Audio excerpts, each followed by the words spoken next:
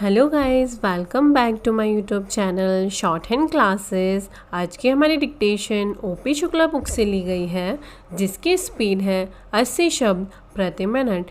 तो चलिए dictation start करते हैं 5 सेकंड बाद।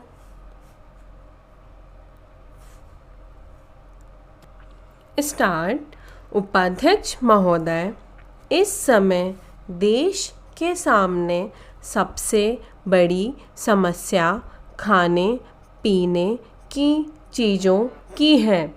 इस संबंध में एक माननीय सदस्य का जो भाषण सदन में हुआ, उससे मुझे कोई आश्चर्य नहीं हुआ। मैं इस बात को मानता हूँ और सारे देश के लोग भी मानते हैं। मैं समझता हूँ कि विरोधी पक्ष के लोग भी मानते हैं कि आज देश में गल्ले की कमी है, परंतु प्रश्न यह है कि इस गल्ले की कमी को हम किस तरह से पूरा कर सकते हैं। अपने ही देश में उत्पादन बढ़ाकर के या दूसरे देशों में जिस तरह से हम गल्ला मंगवा रहे हैं, उसी तरह से मंगवा कर क्या कमी पूरी करें। आज लोगों में गल्ले की कमी की वजह से उत्तेजना फैल रही है, परेशानी बढ़ रही है और दिक्कतें बढ़ रही हैं। यह बिल्कुल स्पष्ट है। खास तौर से कुछ दिन पहले केरल के संबंध में इस सदन में बहस हुई। बंगाल में भी गल्ले की कमी की वजह से हालत खराब हो रही है, लेकिन मैं समझता हूँ कि देश के जितने सूबे हैं, उन सब में करीब करीब वैसी ही हालत है।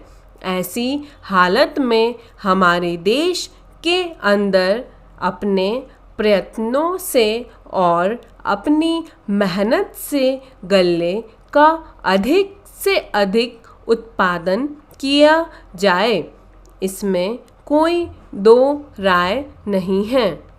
पहला, मैं खास तौर से अपने सूबे के संबंध में कहना चाहता हूँ। वहाँ पर ऐसी काफ़ी ज़मीन है जिसमें सिंचाई की कोई भी व्यवस्था नहीं है।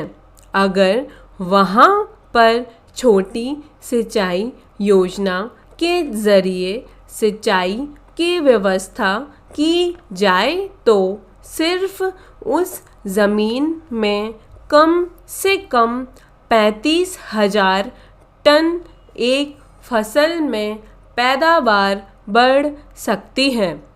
पहला, उपाध्यक्ष महोदय, जहाँ पर उत्पादन बढ़ाने और दूसरे देशों के ऊपर निर्भर नहीं रहने की बात है, हमें देखना होगा कि सिंचाई की व्यवस्था और खाद, इन दोनों में किसकी आवश्यकता पहले है।